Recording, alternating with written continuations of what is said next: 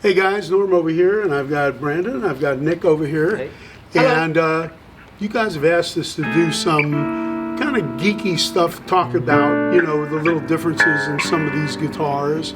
And so we're trying to point out, you know, little things that, you know, are informational about different models and try to bring out how things kind of evolved.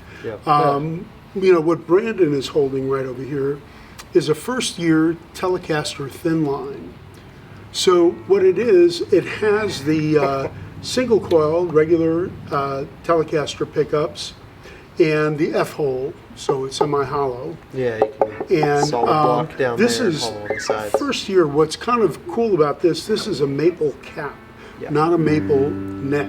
Well, it's a maple neck, but they, you know, instead of calling it just a maple neck, the way the truss rod goes into this guitar is over the top. Like the neck is in, and there's a slot, and they put the truss rod in, and then the maple cap on top. It's like usually on a maple neck, so you'll see a skunk stripe in the back. You'll see a skunk stripe like on the back of this one here. And that's where the truss rod goes in. But on this one, what they do is they build the neck, and then like a rosewood fingerboard, they put the truss rod in and overlay a cap on top. There's a channel for where there's a channel, so you can kind of see the cap. That was a more expensive way of doing it than the skunk stripe, I think, wasn't it? I would imagine, but you know, I mean, the original guitars all had the skunk stripe. So mostly, when you see a maple fingerboard, you're going to see that skunk stripe. Yeah, see, this has a little thing for the truss rod adjustment at the bottom there. They always have a little fingernail cut out, don't they? And this one doesn't, so I guess they figured, well, this is a bullet truss rod, so you just do it from up here. So I think aesthetically, maybe they thought this was cleaner, even though some people don't. Some people like the bullet, some people don't. Well, they only did that for a very brief time in the 60s with the maple caps. And it was generally, I think the earliest I've ever seen a maple cap is about a 65, and I think it went through about 68 or 9. And sometimes these guitars were assembled where they would have the stuff, you know, in boxes or wherever in racks, and then they would put the guitar together and they would be assembled at a later date. You know? So sometimes you'll see things that don't exactly go with the time frame because nobody thought these guitars were going to be collectible and people are going to be so geeky like you guys are and like we are. You know, asking about all these little things. It was just stuff that came up that they would try, and if it worked, great. So these are basically, it's the same model, but this is Series 1 and Series 2. Yeah, but it's the same body. They just hollowed out a Telecaster, right? And put the, Well, it's like a 335 construction in that there's a solid block of wood going down the center. So this is solid, and that's how they mount the bridge and everything. But then on the sides is where it hollows out. So it's like hollow wings with a solid block. It's not fully hollow inside. Just the just the sides and then the middle. And that's to kind of help with feedback and stuff like that. Yeah. But again, what you see here is those full range Seth Lover humbuckers here with the three the wide rangers. 3 on the other side, where the regular humbuckings that Gibson did, there were 6 screws right along each other.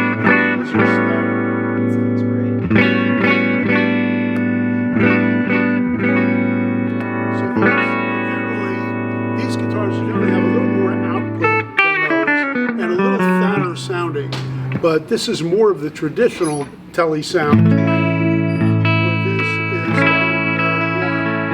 So he's got the Telecaster black pickup thing. Yeah, these are actually great. It was funny because when Norm says, "Oh, we're going to talk about these," funnily enough, both of us have photographs on our phones of us using these. I had one of these when I was like 18, 20 years old. I didn't think that was back in the 20s or 30s? I didn't think they even had a Telecaster back. That was pre-Tele. No. And then mine is like I was 16 playing one of these. You had like same age. He had the same one, but a reissue. A reissue. They were both natural finish. Both natural. They looked exactly like that. But I always loved the idea of this guitar because it was one you could practice without plugging it in, which is great because you can hear it. But they actually did everything. It gave you that nice full soul music front pickup thing and a nice clanky back pickup, which they've still got.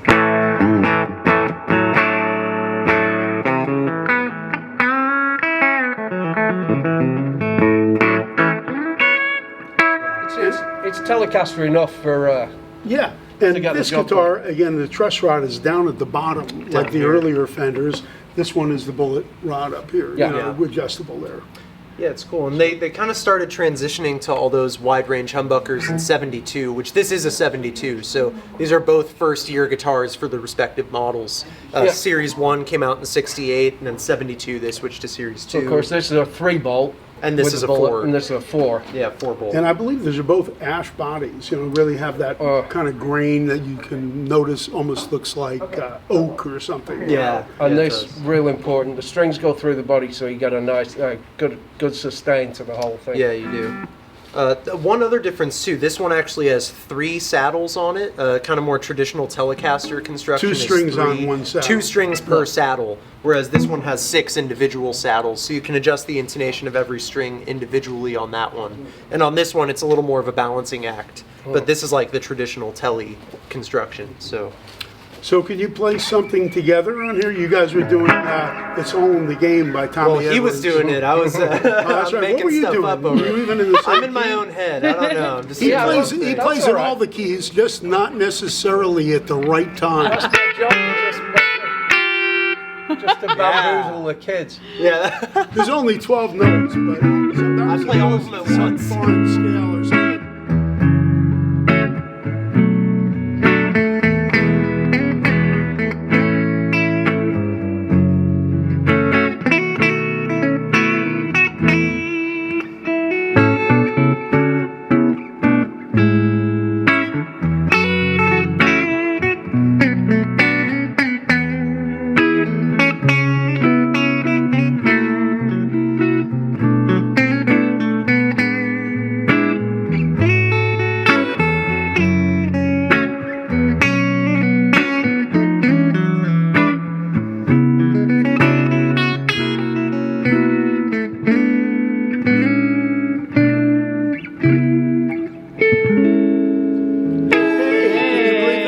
They made it. You know, They're available for funerals and bar mitzvahs. yeah, and you know, back in the old days, Both at once for a discount. they used to call those chord changes ice cream changes. And that's that right, was yeah. 1 6 minor, and either 4/5 or 2 minor 5. Right. Yeah.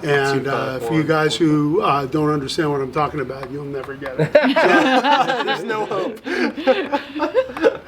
Ice Yeah, cream okay. changes, they just very appealing to the ear. Yeah. Yeah. And also some very Sickly appealing sweet. looking guitars. And so Yeah. there you go. So yeah, the upshot of it all, these are really useful guitars. You can do a lot of stuff with these, right? Yeah. You know, I mean, having And a they're Tele. classy.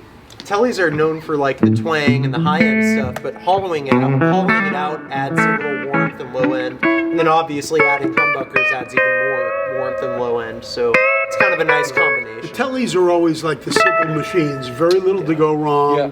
They just do what they're asked to do and a lot more. And I know jazz players like Ted Green use Telecasters. Oh, for Bill jazz. Frisell, Julian Yeah. Lodge, tons of great jazz players Sure. now are using Teles. So, and then, you know, there was always the guitar of choice for country music. Yep. Yeah. And a lot of the blues players, Albert Collins, people like that, Right. love Teles. So, again, you know, just a guitar that does a whole lot and a couple little variations on the theme, but great guitars. Fender Telecaster. Fender, you got it right. Yeah, Thinline Teles, that's where it's at here at Well, Normansburg all Guitars. Teles. All Teles. Yeah. But these ones are Thinlines.